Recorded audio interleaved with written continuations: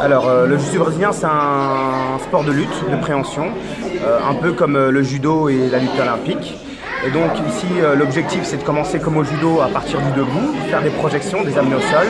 Mais donc le combat ne s'arrête pas une fois que l'amené au sol, mais il continue au sol avec justement l'objectif de passer une garde, réussir à faire soit un étranglement, soit des luxations, clés de jambes, clés de bras. Voilà. Quel est l'objectif en fait de ce sport ici à Molenbeek, vu les événements récemment qui se sont déroulés ici et surtout tous les médias parlent actuellement de ce qu'on appelle la radicalisation des jeunes et surtout qu'on vise beaucoup Molenbeek.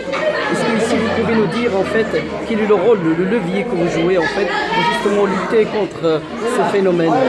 Alors, en dehors de la question du phénomène qui s'est passé ces derniers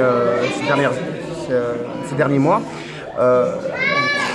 l'un des objectifs de notre association dans le passé, justement, elle s'est créée justement pour permettre de créer une plateforme socio-sportive, justement pour attirer les jeunes des quartiers, pour justement leur inculquer des valeurs éducatives par le biais du sport.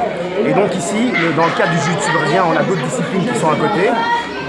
C'est vraiment le principe de base, c'est vraiment de leur donner des valeurs morales qui viennent se greffer à la pratique sportive. Et donc, voilà, donc par rapport justement à toute la problématique des jeunes, des quartiers, etc., qui n'est pas une problématique récente, mais qui existe depuis déjà pas mal d'années, vraiment, on est un soutien, on vient soutenir les familles par rapport à l'éducation des jeunes. Est-ce que vous faites un travail en fait d'accompagnement en partenariat par exemple avec la commune de Molenbeek ou vous travaillez en solo? Alors on a des partenariats avec le juge de la jeunesse, avec des AMO, avec des écoles, des établissements scolaires et puis bien sûr avec le partenariat. Et on travaille avec les familles qui font la demande auprès de nous. Pour les personnes qui veulent en fait vous contacter, est-ce que vous pouvez nous parler un peu de votre association, son adresse, son numéro de téléphone, etc. Alors pour toute personne qui souhaite avoir des informations, donc il y a d'abord le site internet qui s'appelle, qu'on peut aller visiter, c'est www.censacademy.com, donc sensacademy.com. Là-dessus on retrouve l'ensemble des coordonnées, une grosse partie des disciplines, les horaires.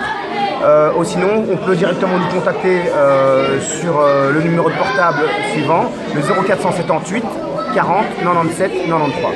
Merci beaucoup. Avec...